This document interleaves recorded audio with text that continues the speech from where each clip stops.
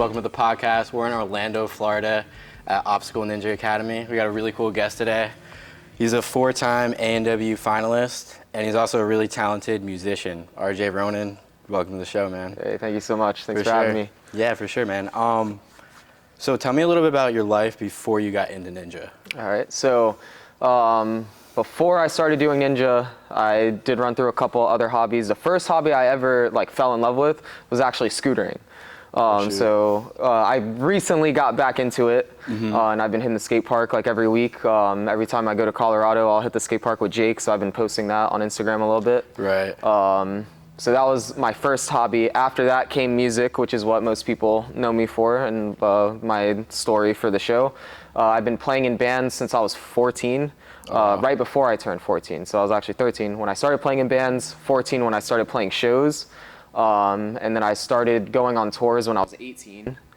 And then signed my first record deal when I was 21, right when I started doing ninja on the show, at least. And then ninja came after that. Yeah, so tell me a little bit about more your music background. Was that always his thing, from the age of 5, you were always kind of jamming out? I first heard bands like Linkin Park and System of a Down and stuff when I was 7 years old. Right. And when I first heard them, I immediately wanted to be a musician when I grew up. Right. That was my dream, was to play in a metal band when I grew up. So I always wanted to, but I didn't actually get the chance to start playing until I was 13. I used all the money I got for my birthday to buy the cheapest bass I could on Amazon. So you're a bass player, that's what you do? Yes, yeah, okay. I play bass. So I also play guitar. I mean, they kind of go hand in hand. And then I have a twin brother who plays drums and does vocals. So we kind of try to go towards different instruments so that we could play together instead of. What's the name of your band? MUNS. Gotcha. You guys have Instagram and all that? Yeah, it's just MUNS Band, EMUNESS BAND on Instagram. Do you have Twitter, concerts and stuff that people can go to? Not at the moment. We're a little bit on hiatus right now. Got it. Haven't really done anything for a little bit. Just been focusing on ninja, and everyone else has been focusing on their personal lives. But yeah. Sweet, bro. So take me back to the first day that you found out about American Ninja Warrior. So I found out about American Ninja Warrior because I was a parkour fan, and Tim Sheaf. I watched this show on MTV really late at night. I was just up all night in middle school, and this show, I think it was called Ultimate Parkour Challenge. I'm pretty sure that's what it was called. And Tim Sheaf was on it, and that was the first time I ever heard about parkour. He's a British guy, right? Yeah, he competes in UK now, but yeah, he was on USA vs. the World. Yeah, he also competed on American Ninja Warrior back in season 4 or 5, I think it was, one of the two. And I heard that he was competing on a show, and I was like, oh, I know who that guy is. I'm gonna watch this show, and because I liked watching him. Yeah. So then I started watching Ninja Warrior every week, and of course, watching, I wanted to try it, but. Kind of similar with music, I didn't get the chance to do it until years later, but it was just always in the back of my mind. I was the same way, exact way. Yeah. How old were you when you started? When I started training, I was 19. Okay. When I first saw it, I was 13. Okay. But there were no ninja gyms back then or anything. There was nowhere to go train, so I guess in a way I would train outside, just climb on anything that I could find and jump off of things and try to jump across things. So just kids do, I guess. When you first started, did you ever think that you would get to where you are right now? Not at all. So even my first season on the show, I didn't expect to do as well as I did. And every year, I guess I kind of have more expectations for myself. But no, I never thought that I would be able to get as far as I have so far. So first time ever competing on the show, how did you feel when you went up there? Yeah, I mean, of course I was nervous, just like everyone else. But my first couple runs kind of went exactly how I expected. Actually, we had really similar rookie years, right? So qualifying, I went out on the 5th obstacle, right? I was super nervous. Actually, one thing a lot of people don't know about those runs is that I was deaf at that time. You were deaf? I was deaf. Wow. So I used to get really bad inflammation in my ears to the point where it sounded like I was doing this Wow. all the time. Like you can hear yourself like talk, but it's like it's inside your head. Right. So that's how I heard everything. And I got really bad inflammation before competing, like 2 days before my Wow. qualifying run. So I couldn't hear anything from qualifying and city finals because back then it was the same weekend. Right. So yeah. Like, what was the cause of that? It could be nerves, like combination of nerves and earwax buildup. Like my Okay. earwax builds up really quickly. Interesting. And I actually couldn't hear. I had that problem from when I was 12 until I was like 18. In my left ear, I couldn't hear anything. Oh, wow. But getting off topic a little bit. But anyways, city qualifying, went out on the 5th obstacle. City finals, when it was called city finals, went out in the 8th obstacle. You did the same thing, Yeah, right? the obstacle after the same. Yeah, and then we hit our first buzzer, stage 1, Yep. and then wingnut, stage 2. Like Exactly. Same runs. rookie year. That's crazy. But yeah, I didn't expect to make it to the national finals my rookie Wow. year. Watching the show leading up to that, I was always like, yeah, I could probably make it to city finals, but I don't think I'd get farther than that. At that time, I didn't have a ninja gym to train at, too. So I was like kind of training at friends' backyards and stuff. So I wasn't really training very hard when I first started. So would you say like naturally you're pretty good just from the jump? Yeah, well, I think the reason why there was such a big increase in, I guess, my skills before the national finals that year was because a gym opened around the time of filming. Makes sense. So I was able to train between city finals and the national finals. Do you think like any of your background influenced like your performance on the show? Absolutely. Your scootering, you in a band, maybe performing in front of people that helped you. Exactly, definitely. So scootering definitely helped a lot with like air awareness and stuff. With scooters, like a lot of people hate on it because there's handlebars, so it's like it's a lot easier to stay on it, right? But with the fact that there are handlebars, you're now adding, like you have to think about what you're doing with your hands and your feet while also like moving something around in the air. Yeah, you have to react. Right? Exactly, and your body too. Like there's so much like body control with it, and I think that helped with Ninja Warrior as like also like playing around outside, like I was talking about earlier. Definitely. And then music definitely helps because like you're performing, right? So that's how I've always viewed competing on the show, is it's just a performance. Yeah. Right. Talk about your mentality on the show. Yeah. Like you have like a certain type of confidence about you. Like I don't, you can just see it in your face. Like you're serious, and like when you get on the course, like you just go for it. Definitely. You send it. You know what So it's definitely, that's how I get in the zone, I guess. Right. So I always look mad, I guess, when I'm on the starting line, but that's my way of like blocking out all the fear. And it's like I kind of go into attack mode, right? So the only thing on my mind is how I can like attack the obstacle versus what's going to happen if I mess up. Right. So that's a perfect mentality. Yeah, and also that's how I get into that flow state too, because whenever I am attacking and like I'm getting through the obstacles in an efficient way versus like being more careful and timid with it, then it puts me in this zone where like I'm just like feeling myself, I guess, right? And then if I'm feeling myself, then I typically have a better performance. So when you get up there, are you going for the fastest time? Like is that the goal, or are you just trying to like go all last out? season I did in qualifying. I mean, in the semifinals, I tried to go for fastest time too, and I think last season was my first time actually going for the fastest time. And you got on it, courses. right? Yeah, in qualifying. I watched your power tower run. Like that one was 2 years ago. That was 2 years ago. So that one I wasn't going for the fastest time. I wanted top 2 fastest times, of course, but like it's not like I was actually going for it. You're calculated in the same sense. Exactly, and like my teammates in season 12, they were both out already at that point. So I wanted to, with the power tower, if you won the power tower, you bring your team back in to the competition. So I wanted to do it for them. But that power tower, it was crazy. Like it was like 1, 2. Yeah, exactly. Neither one of us. It was really cool to watch. It was really fun, and I have nothing but respect for Sean, obviously. 100%. in the episode, since I mean this was like peak COVID season, Right. We weren't allowed to touch each other, Okay. right? But after we both finished, we hugged and like Okay. shook hands and stuff. But they cut it out of the episode, so it kind of looked like I finished and like ignored him and like just started celebrating. Yeah. But that's not how it was. So I hear it kind of hurt to watch. Yeah. Because I hear I you. felt like I looked that way. I don't know if like everyone took it that way, but No, you're definitely a really respectable guy. but yeah, that wasn't the case. But I was Yeah. definitely super excited to have my team back in. No, definitely. So when you get on that starting block, like, what are you thinking? What are you feeling? Do you have like a mantra that you're saying? Sometimes, like, I mean, I forget a lot of the time. Right. I know one run, I I stared down the first obstacle, and in my head I was like, I had a little conversation with myself, and I was like, a lot of people are nervous at this point, right? And then in my head, like out loud, for some reason I just said, not me, and then I just started running. So I guess that's my I love that, bro.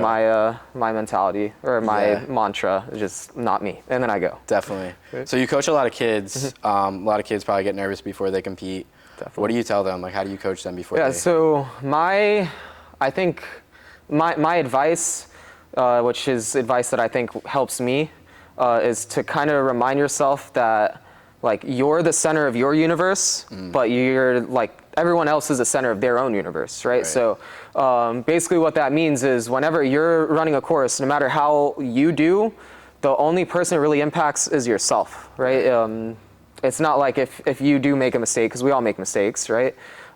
It's not like anyone else is going to think about it longer than you do, right? So it's right after it happens, it's over for everyone else. Like they don't even Yeah. care. They're already worried about the next person, right? Yeah, so they're not almost even like thinking don't about take you things anymore. too seriously. Yeah, exactly. And it's like people put pressure on themselves mostly because they're thinking about what other people think about them, right? And whenever you eliminate that, you can focus more on what you're doing, right? Right. Whenever you're just focused on yourself and not thinking about like letting people down, because in reality, you're not gonna let anyone down, because like everyone's focused on themselves. They're not really focused on you. I like that. Yeah, so for that helps sure. me, and hopefully it helps my students too, because that's what I tell them. 100%. Yeah. So talk about Obstacle Ninja Academy a little bit. How do you get involved in this? Yeah, so after my rookie season, I took all the money that I got from like the survival bonuses and stipends and all that stuff, and I moved out to Orlando from Jacksonville.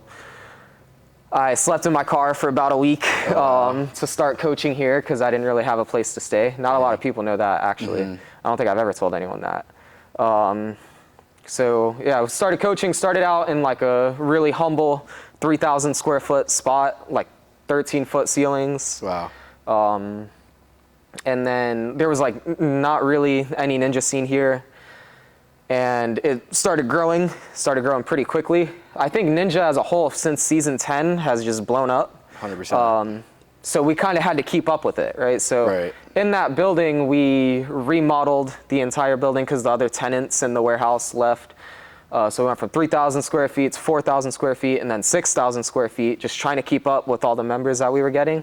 And like Now it just we're here, kept right? growing. Now we're here like 15,000 Crazy. square feet. Yeah, it's a really big place. It looks awesome. double the ceiling height. And your role, you're a and- coach here. Yeah, I'm the head coach. I'm a co-owner Okay. as well. Do you yeah, have any and- future plans with this? I mean, as much as I hate moving everything, like I would like to eventually get to another bigger spot. But Yeah. I mean, you guys we're plan on like franchising or anything like that? possibly. We'll see. Definitely. I would like to open one in Jacksonville too, so I can go back to where all my family is and stuff. Definitely. That would definitely be nice. 100%. But I mean, I do want to build on this one first before going somewhere else. For sure. Because like we still have all the, or most of the same truss, so it's a little bit lower, because we couldn't fit anything higher than this Okay. at the old location. Wow. So I want to add another layer and like have some obstacles even higher. Definitely. Yeah, so after we're done building on this one, then I would like to open like another that. one for sure. Do you have like a craziest ninja experience, like something that happened to you and you're like, I don't know how I did that, or like this is a story or something like that? I mean, my favorite story to tell, I mean, I kind of tell it pretty often, was how I met Kevin Carbone. Oh shoot. So we were both brand new. It was like my second ninja competition ever. He's never done a competition. This was in Atlanta. They had this like team competition between two gyms. It started at a gym called Ninja Core and then went to Ninja Quest. Yeah, I remember that. Yeah, this was like 2016, I think. Wow. And Kevin just came into, like, he just wanted to check out a ninja gym. I don't think he's ever been in a ninja gym ever. And my team, we were a team of alternates, right? Because we were all new. Nobody like really wanted us on their team. So 2 people from my team, or like 2 alternates, didn't show up. And Kevin didn't even know there was a competition that day. And like we were just hanging out by a cliffhanger trying to do like just a simple up move, right? It was probably like a foot up and a foot over. Neither one of us could do it. That's crazy. And like we just started talking. I was like, oh, what team are you on? And he's like, what are you talking about? And then I told him about the competition. Anyways, he ended up joining my team, and then we had the 3rd fastest time on the first course, like right after meeting each other. And then I mean, there was guys like Neil totally Craver, Neil Craver, Daniel Gill was there, and like tons of other like people that we saw on the show. Yeah. Kevin was like freaking out because he was a little fanboy of the show. And then like we both ended up getting to stage 3 the same year, and like we're still going. So yeah, I just think it's really crazy that we both started like from nothing and then like grew together, right? Right. And I just love. Whoops. Sorry, I just love being able to tell that story. Good. Yeah, it's still on. Perfect. Talk about your skin condition, right? I know I saw that you talk about that on the show, right? Yeah. So I have a skin disorder called vitiligo. It's the same skin disorder like Michael Jackson had, and Winnie Harlow is a famous model that's also had it. My like case, I guess, isn't as intense as a lot of people. Yeah, I really don't notice it, to be honest with you. Yeah, so I have it on like the tips of my fingers. I have it like on the side of my face. I mean, it's kind of blocked by pimples right now.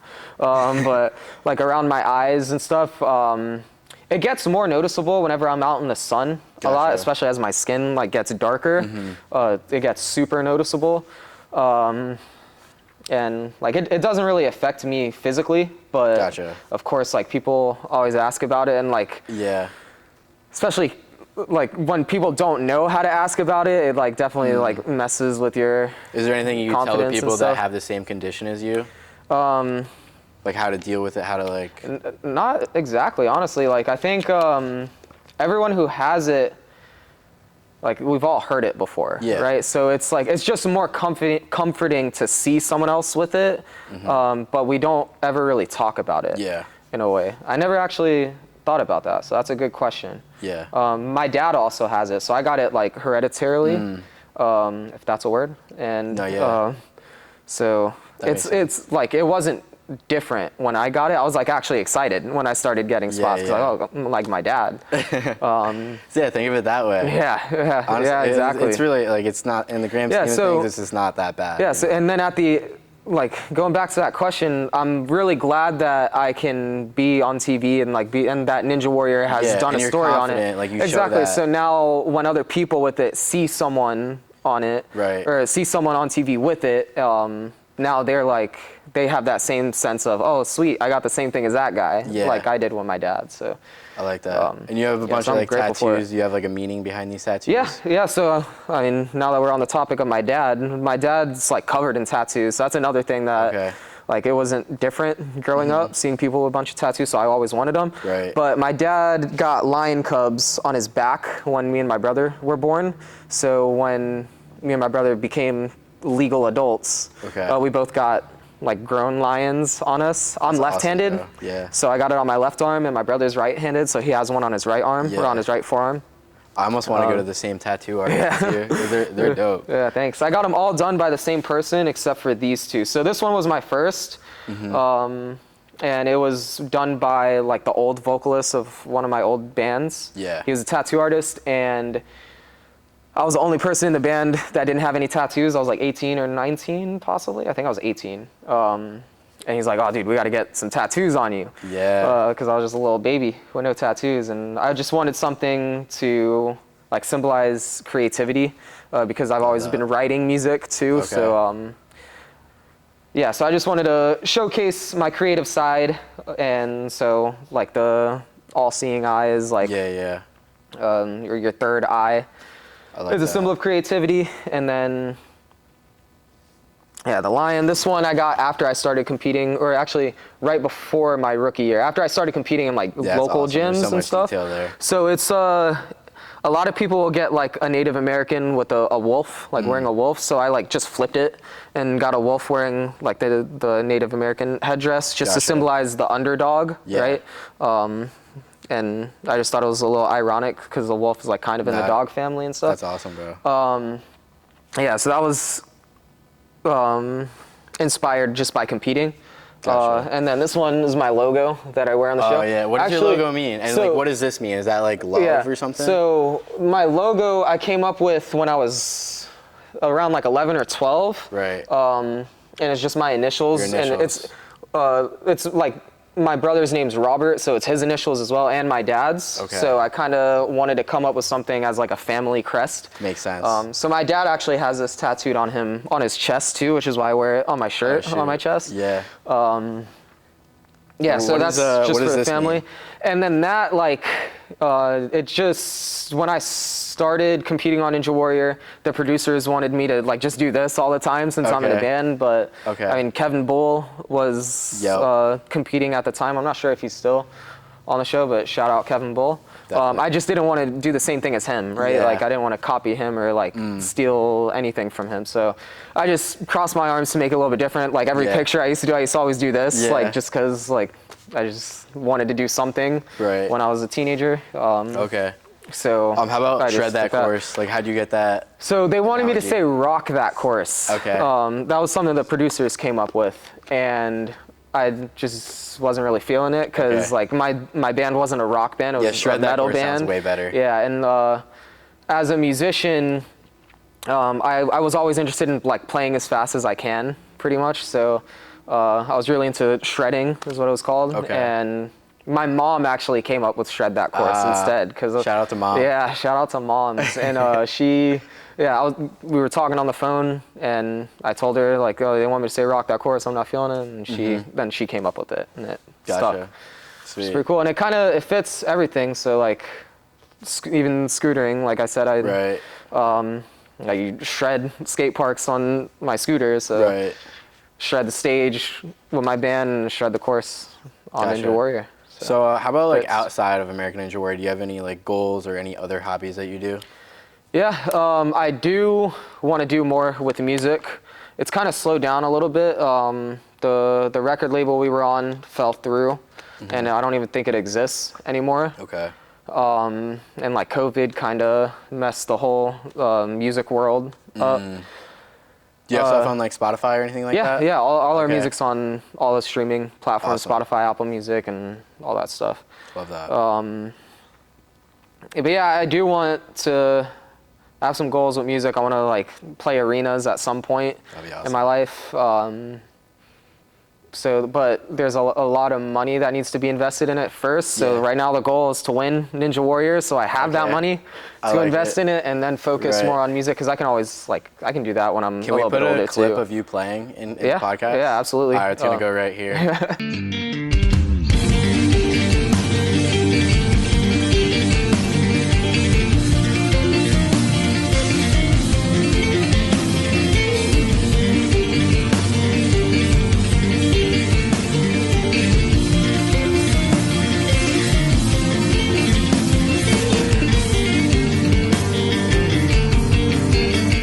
Okay, we're back.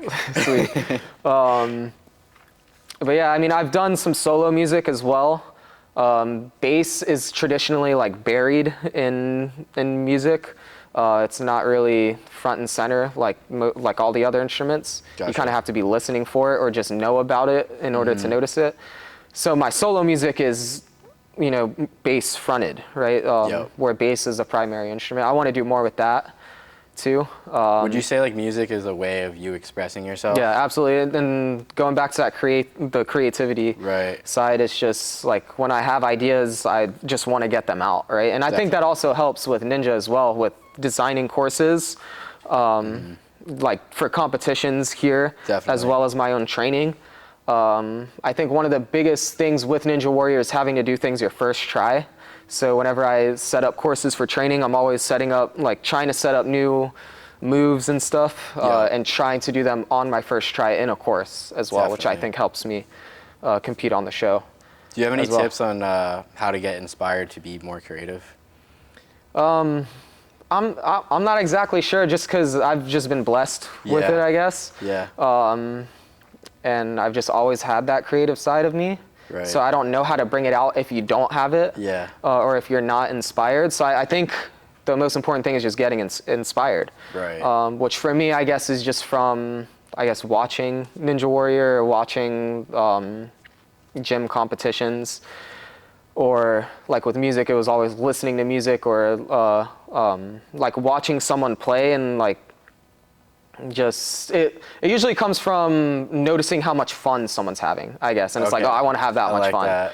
right? So I guess that's to put it in the simplest terms. Okay, yeah. Do you have any people that inspire you, or you have any mentors or training partners that really helped elevate your game? Absolutely. So there's a guy, Chris Johnson. He competed in season 9 from Jacksonville. I used to train in his backyard. Okay.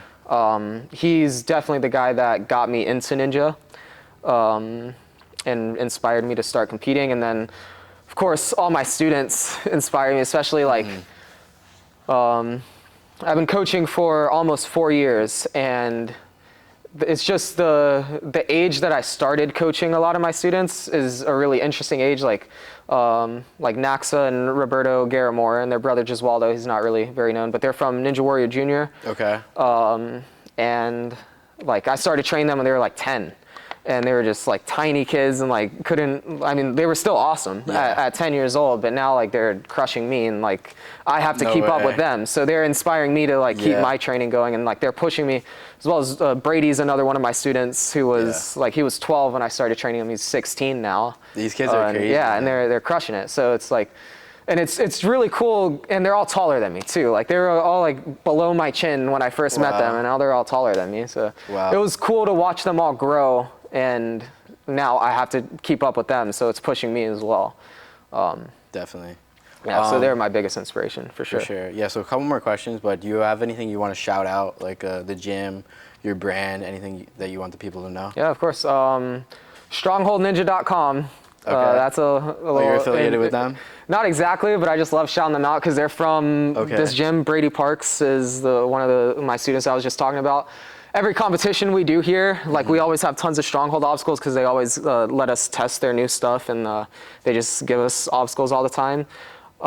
So whenever you come to a competition at Obstacle Ninja Academy, expect the best rule walkthroughs you'll ever see, because there's lots of Stronghold shoutouts, and the people love it, so it's always going to happen. As well as my shirts are available at AussieWear.com.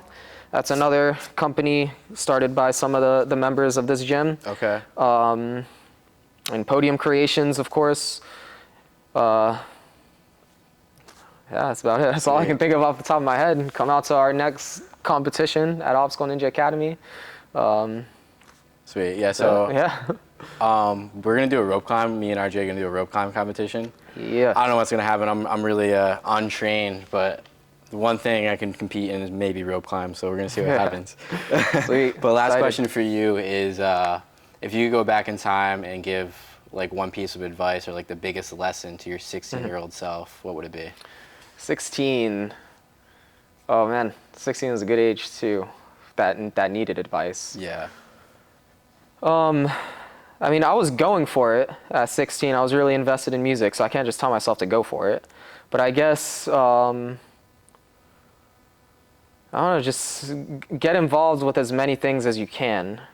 Because I think, I mean, the more things that you're involved with, you never know what you're going to stick with. And I think you learn a lot more when you're around more people. The more things you're involved with, the more people you surround yourself with. And just stay surrounded by positive people. Yep. Which, I mean, I was at that time anyway, or I tried to be at least. So Yep. yeah, I guess that's the most important Surround thing. yourself with positive people. Yeah, positive people who will help you grow. Love which that. is, I mean, yeah, it's pretty cheesy, typical advice, but it's very important. No, I absolutely. think. I totally agree. All right, man, let's get to this rope climb. All right, Thanks let's for do coming it. on, man. Yeah, thanks for Appreciate having it. me. That was fun. Are you ready, RJ? Yeah. All right, bet. 3, 2, 1, go.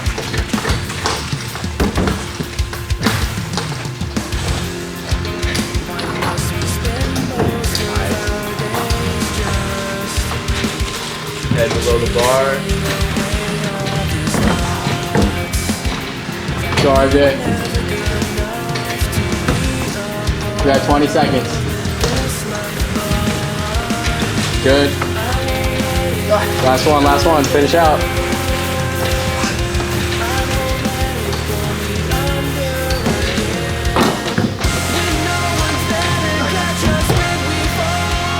Oh. 37. Woo! How'd that go, RJ? I'm exhausted. Sorry. Oh, It's definitely different. I don't think, because I train on a 60-foot one vertical, and it's different doing reps than doing one straight up. 100%. All right, let's see if I can beat that. All right, you ready? I'm ready. And 3, 2, 1, go. Oh, he's moving. Got it. Oh, he's in shorts too. This guy's gonna need some Neosporin afterwards. Don't burn those legs. Oh man, you crushed me. Come on, get out there.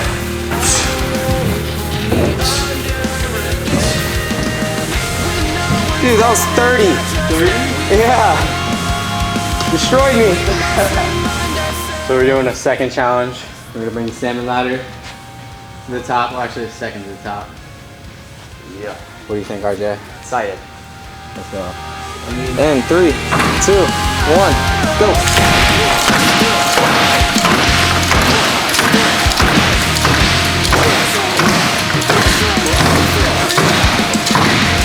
Good. All right, ready, RJ? 3, 2, 1, go.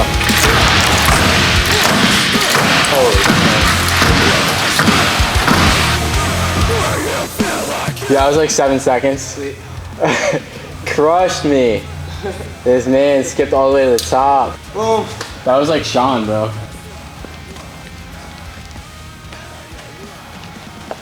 We're gonna finish off with some wingnut redemption since it ended both of our rookie seasons back in season 10. We got wingnut to Stronghold ET made by Stronghold, strongholdninja.com. All right. Love it. What, this is 11 and then 12? 11 and then 12, yes. Great. All right.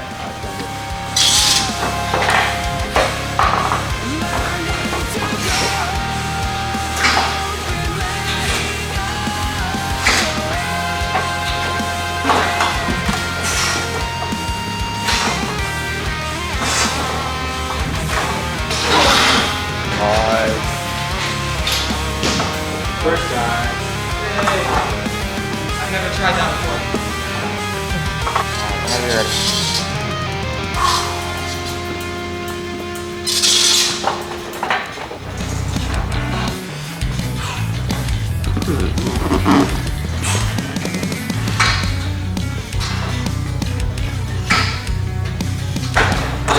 Oh yeah.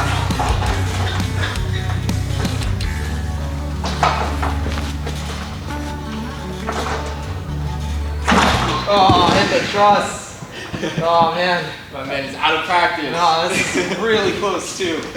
Really hard to dodge it.